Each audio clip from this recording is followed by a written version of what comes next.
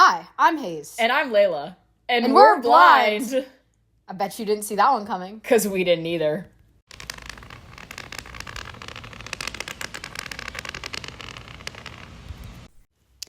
Hey everyone, before we get into the episode, we just wanted to make you aware this episode does contain non-graphic mentions of suicide and other related mental health struggles. While these are very important topics that we think should be talked about, some viewer discretion is advised. Thank you, and we hope you enjoy. Hi everyone, it's Hayes. And I'm Layla. And welcome back to Didn't See That Coming. I know it's been a really long time since we posted. I think it's been like over a month. But we're back with a special guest, very special guest. I think she actually stole the spot for our biggest fan. She listens all the time, and funnily enough, she is my mom's coworker. Her name is Mary, and since it's Mental Health Awareness Month, we wanted to have her on to talk a little bit about mental health and all that stuff. So Mary, do you want to introduce yourself? Yes. Hi, guys. And thank you for having me on your podcast. Of course, we're excited. Yes, I'm excited too. So my name's Mary. I am from Charlotte. I've been in healthcare since 2015, and I've been a nurse since 2017. And yes, I get to work with Hayes' sweet mama. I call her Mama Jen because she's like another mother to me, and she's amazing. And currently, she's great. And currently, I am actually pursuing my master's degree for psychiatric mental health nurse practitioner at UNC Chapel Hill. I have 2 long years left, but I'm ready and I'm excited. Exciting. That's awesome. So what career are you looking to go into after that? So ideally, I mean, it's hard with mental health. My heartstrings get pulled in so many different directions. I love adolescents. I love pregnant women. I love older adults. So I really haven't solidified an area that I really want to go into yet. I'm focusing my master's project, though, on the adolescent population just because the suicide rate is so high. And I think there's definitely more of a need for mental health care that starts with the adolescent population.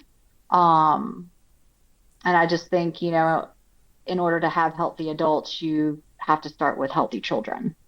For sure. Yeah, I love that. That's awesome. I know this is like kind of off topic of what we were talking about, and sorry for like not preparing this earlier, but like now that you say adolescents, just out of curiosity, do you think social media is the biggest cause of like mental health decline? Or I think that it plays a factor in it. In so many ways, I feel like technology has helped us advance in life, just having things easily accessible and stuff like that. But then I also think that technology has created this environment of anxiety of where, I even see it in myself where if I can't, sometimes it's hard to just sit with myself and just be with myself without picking up my phone, without looking at this, to where if I'm not doing it, sometimes I feel that anxious pull to pick up my phone, and with social media. All about that. No, it's so bad. It's hard. It's hard. And it's, I mean, it's in one shape or fashion, it is an addiction, so it's just, and with social media, it opens up the gateways to, bullies, your personal life being displayed all over the internet, whether you want it there or not, so it just, it adds another layer to someone that's already struggling mentally that it could make it even harder to deal with things. Definitely. I always kind of worried about like starting a podcast that like we'd get like hate comments and like bullies and it would like affect me. We haven't yet, which like so glad. That's good.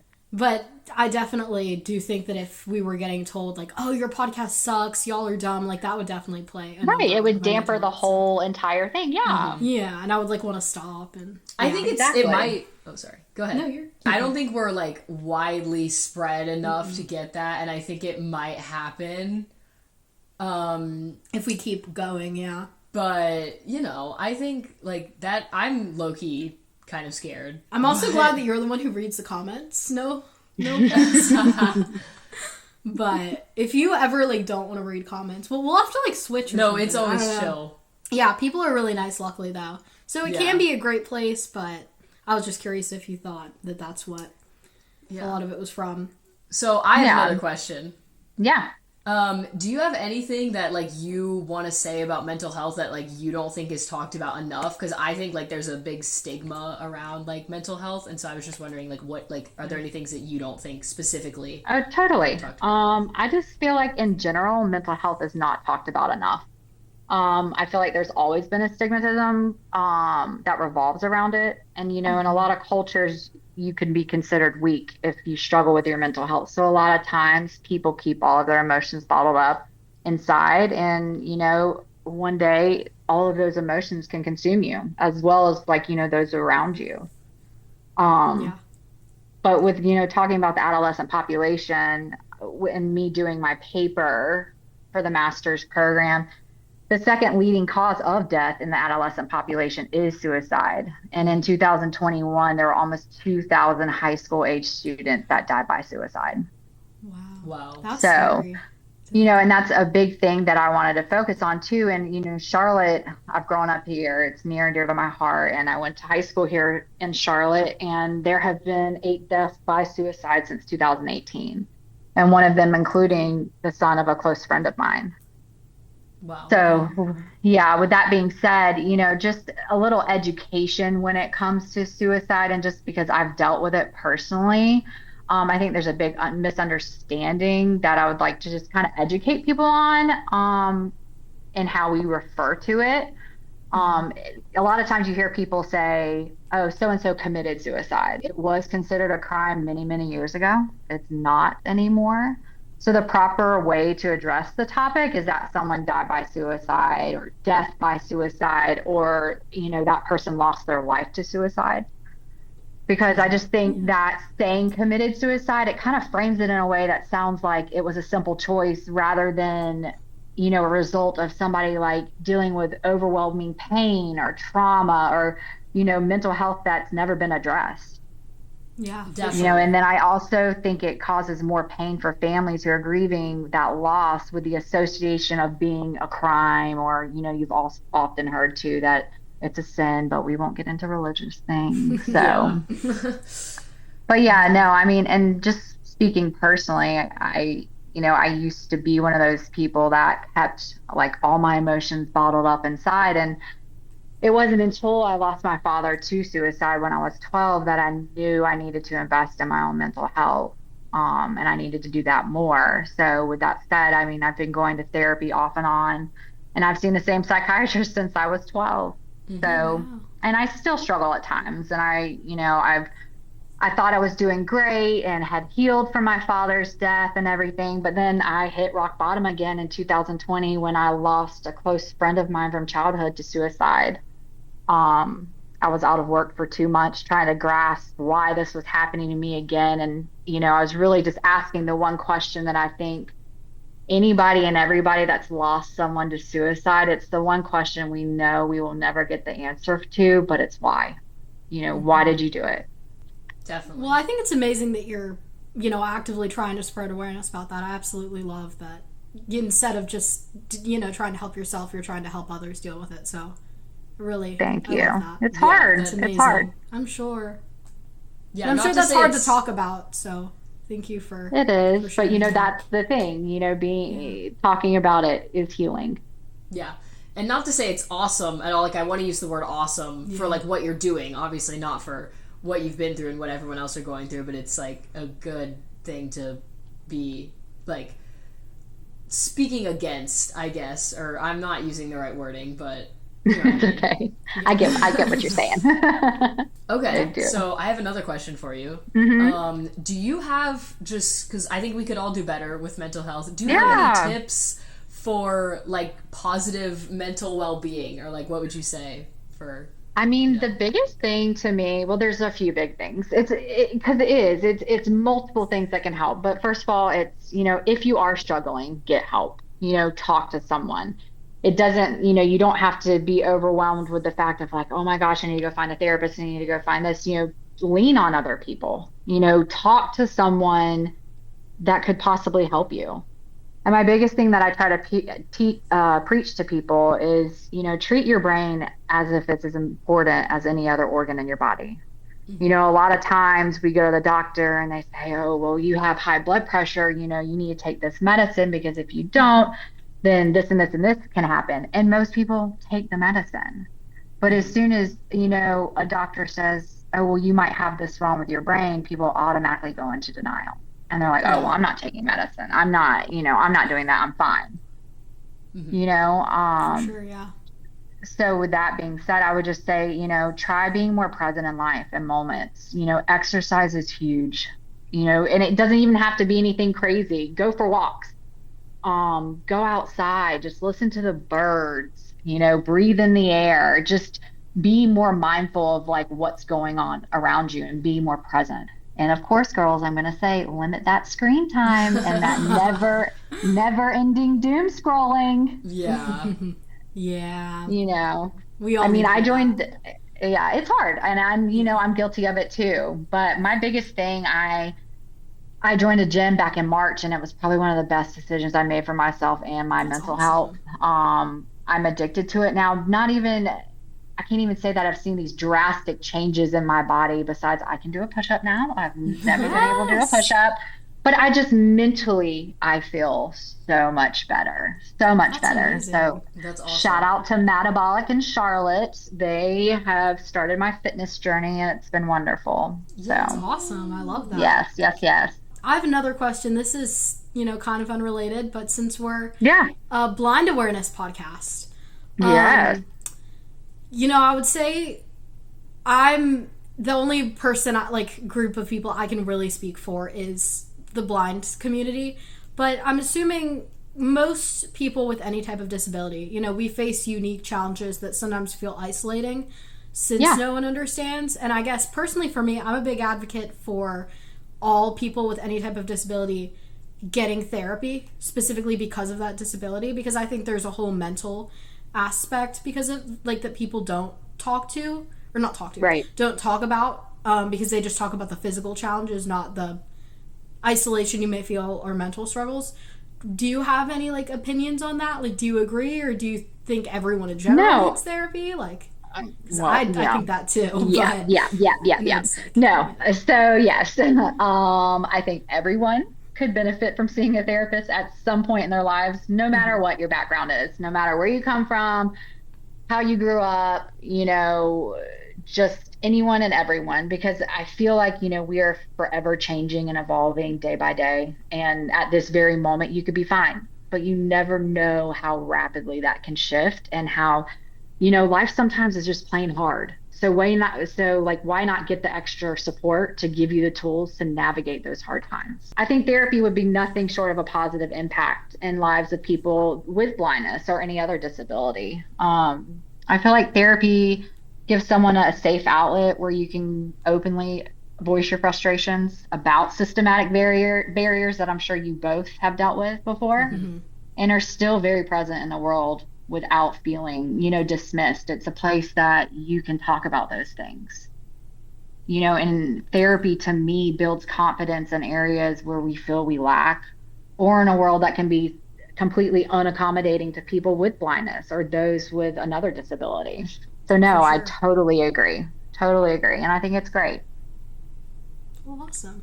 What about for, do you know of any resources that give more affordable therapy? Because I know a big barrier for people is the cost of therapy. And now people are turning to AI therapy, which is, probably not the best alternative. Yeah, can we get your opinion on AI therapy as well? Actually we should, yeah. It's good. I mean, y'all are going to think I'm funny, but so I don't disagree and I don't wholeheartedly agree with it. I don't know if y'all have seen or heard the app. It's called Tolan, and it's like a little, they create a character for you. They ask you questions, and it literally looks like this cartoon character, but you can talk to them about things, and it's very AI driven. And some of the stuff, it's very, I was going through just something silly, and I talked to it, and I felt very validated. And I was like, oh, well, this is great. Outside of my therapist, when I can't see her, I see her every 2 weeks.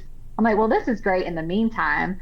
I think it's great, but I've also heard the horror stories where, people that have been in crisis and it has told them to do things that should have never been said. Yeah, I've seen that as well.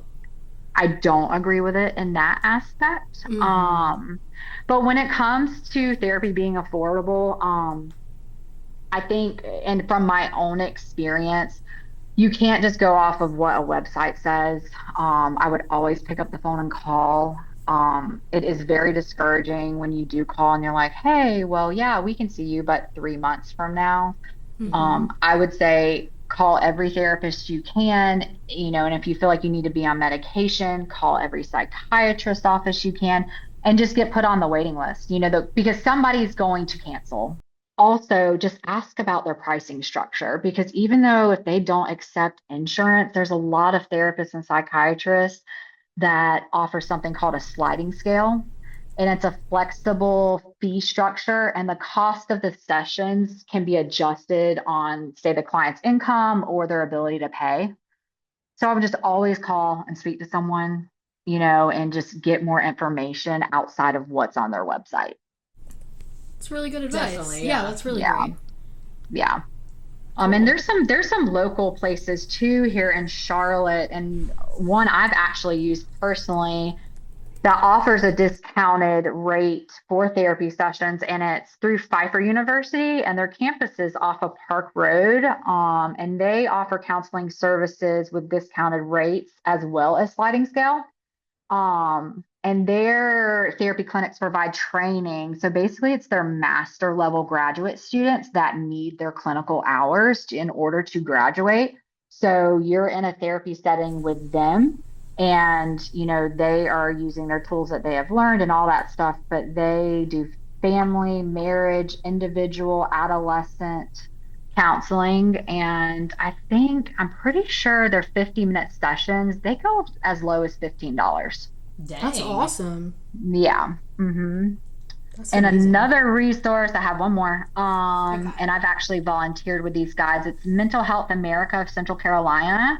They offer an online directory of different licensed local mental health providers, but they also have like so many other resources available.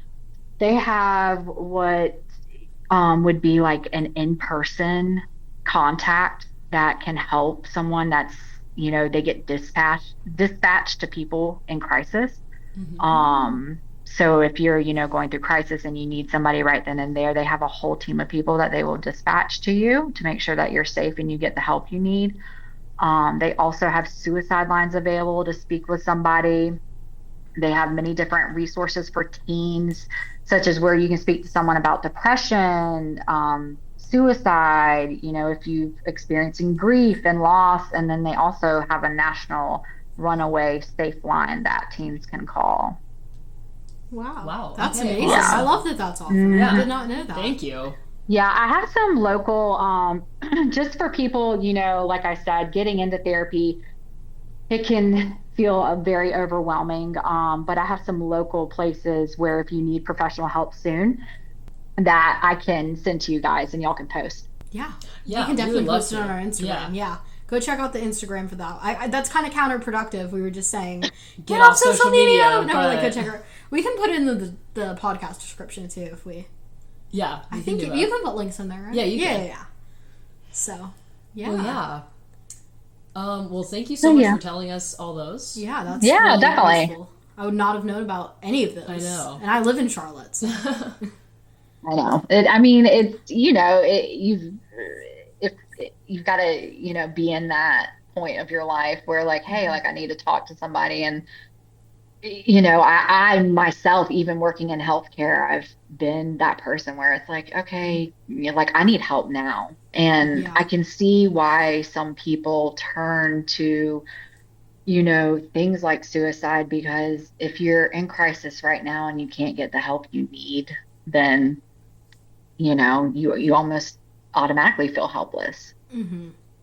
So, And suicide hotlines, I know. I don't know the Oh, specific yeah. number, but those I are... think it's 988 thing. in the Yep, US. it's right? 988. Yeah. Mm-hmm. Yeah, so definitely. Yep. I'm sure all of you guys like know about that, but just in case someone Yeah. didn't know about suicide hotlines, it's always And good your to local talk hospitals about. too, like here in Charlotte, Atrium and Novant have behavioral health emergency departments that are specifically for people that are in mental health crisis. Like you can just drive to the hospital and tell them you're feeling suicidal, right? And they'll... You can, there you can go to any hospital, and then there's an actual behavioral health hospital off of Billingsley Road that I know for Atrium. It's specifically that deals with people that are in crisis. So, that's just if you are, and you need extra support, there's nothing wrong with getting it. Yeah. Yeah, for sure. I'm assuming calling 911 would also probably work. Yes, most definitely. Yeah. Okay, well, is there anything else you want to share or talk about, or that we didn't ask you that you were hoping we would ask you, or anything like that before we... I would just say, I just want people to know that it's okay to not be okay. You don't have to struggle quietly or alone, and just know that you matter. And no matter what life throws your way, that going to therapy is okay. Taking medicine for your mental health is okay. And that, there's studies that I've read, and it's alarming and it's scary and it's sad, but there's over 1 billion people living with mental health conditions. So it's, more than likely the person you may meet in a store or, a kid that you guys may share a lunch table with, they could be struggling too. And I just feel like mental health is a conversation. We just need to start having more as a whole and let people know it's okay and there's help out there, and, to not give up on yourself and that you matter. So I will leave you guys with this. It's actually a very touching story and an encounter that I've had with a patient, but I took care of this patient who's 94 years old, and he asked me about all the tattoos I have and the meanings behind them. And I have tattoos on my arms, and a lot of them are in handwriting from people that I have lost, or my mom. She's still alive, but she's just my heart. So of course I have hers on me. But one of them is writing from a birthday card that my dad wrote me when I was a little girl, and he specifically asked me about that one and the background to it, because on the tattoo my dad had put a comma, but I added a little dot above it because the semicolon sign is like the national sign for suicide, and it just means to keep going and never give up. So I had that tattoo on my arm, and I asked him, I was like, as a 94-year-old, if you were to ever get a tattoo, what would it be? And he said, if I was to ever get a tattoo, he said, I would get the words, "You matter." And he said, because at the end of each day, that is the one thing that every person on this planet wants to feel, like they matter and they're loved. That's awesome. I love that. So, yeah. No, and, I believe I wouldn't be where I am today if I've not struggled, and honestly continue to struggle with my own mental health. So as hard as it's been, I'm grateful for those hard times. And I truly believe, they have shaped me into who I am and how they continue to change me as a person. I feel like mental health is one of the most important things to me. And I just want to help other people see their worth too. And I know like it won't be the easiest journey getting help, but it will be so worth it in the end. And I just believe that people need to take care of the most important person to themselves, which is, you. But as I've struggled, I've read so many books, and, you get stuck on quotes. But one of my favorite quotes is from Brené Brown. And I feel like it's something that I feel many people struggle with when it comes to their own mental health, and it's being vulnerable. So the quote is, vulnerability sounds like the truth and feels like courage. Truth and courage aren't always comfortable, but they're never weakness. The courage to be vulnerable is not about winning or losing. It's about the courage to show up when you can't predict or control the outcome. I love that. That's really That's profound. beautiful. I like it. Yeah. Well, thank you so much for sharing all of this. Yes, I'm you're sure welcome, that's, guys. I can't not thank an you easy enough for topic. having me, and I'm proud of you girls. You've done great, and Thank happy you. almost 1 year of the podcast. I know, we're so excited. We have something planned for that, but we're not going to share it yet. Amara, I think you kind of know. I know. I've got the scoop. But I've got the scoop. she's our biggest fan, so I she do listens listen to to all us the podcasts. like in the car. She listens to us. Sure do. Every I'm so morning. honored. I know. I'm sorry you have to hear my annoying voice. I mean, so much. Layla, Dang. you've got perfect pitch. I've heard about the blind. What is it, the blind goat? All the things. Well, we appreciate I've enjoyed thank it. you. support. I'm I feel like honored. you're like single-handedly carrying like the podcast streams at this point. So I know. thank you. We've been falling off, so Yeah. thank you for helping us get back on. And Definitely. And anytime, and anybody out there, I can even leave my email address if anybody's struggling and just needs somebody to talk to, or you need help getting led in the right direction, finding the resources you need. I can always lend a hand to anybody that needs it. Well, we can definitely we can include put your that in the contact info description. for sure. Yeah, for sure. I'll send you my email address and let That would you. be amazing. Thank you. Okay. Well, thank you so much for coming on. You're welcome. Really Thank you. important topic, so I'm glad we could Yes. talk about Thank it. you all Happy for Mental listening. Health Awareness Month. Yes! Yes. Thank you all for watching. We won't see you later.